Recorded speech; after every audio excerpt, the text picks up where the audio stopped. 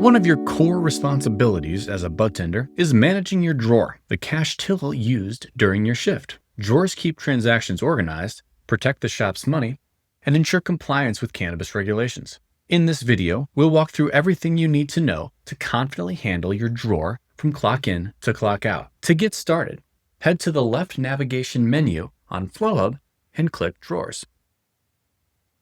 If you don't see this option, talk to your supervisor and double-check your permissions.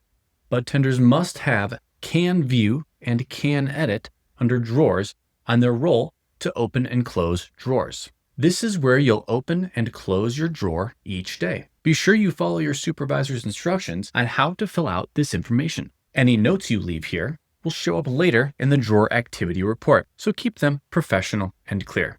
In order to open a drawer, we'll select the drawer from the table view that we've been assigned or told to open by our supervisor.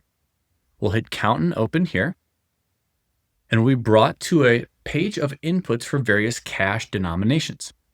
Now, depending on the configuration of Flowhub, you may only see a single input here for a total amount of cash that will be in that drawer. The operation works about the same either way. So we can enter in exactly how many of each cash denomination we have present and ready to open the drawer with. All right. You can leave any notes here, should that be required. And when I hit save, the drawer is now open and I have been automatically assigned to this drawer. In order to make a sale, you must be assigned to the drawer. Once assigned, you are ready to begin ringing up transactions. On the right menu in the sidebar, you'll notice a number of actions. These are all permission guarded, so you may see some or all of these depending on the permission set that you've been granted. If the drawer accumulates too much cash, managers may ask you to perform a drop.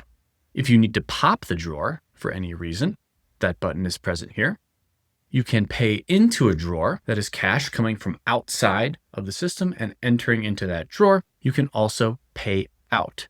The important difference to remember between drop, pay out, is that a payout will subtract from the overall revenue in terms of your store's accounting. To perform a drop, simply click Drop, enter in the amount of cash that is needed to be dropped from that drawer.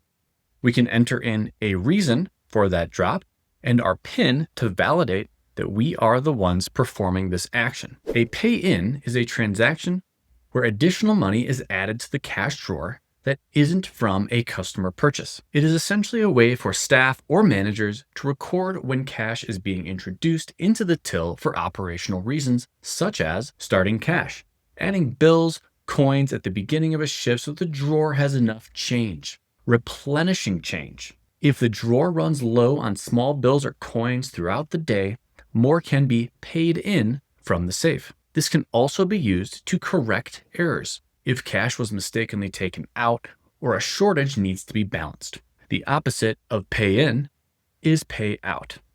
A payout looks very similar to a drop, but here's the difference. A payout affects daily revenue totals. Think of it this way: pay out the door. A payout is when money leaves the dispensary, like when you're paying a bill or a vendor. When it's time to close out your drawer, you'll see a summary screen.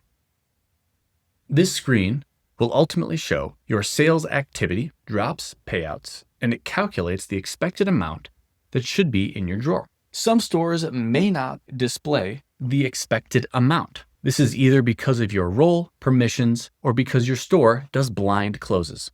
In the case of this particular user, we are doing a blind close, so we are not seeing additional details on the drawer close screen. If the View Totals permission is enabled on your roll, you'll see the expected count when closing. If not, you'll count without knowing the target number, and that's a blind close.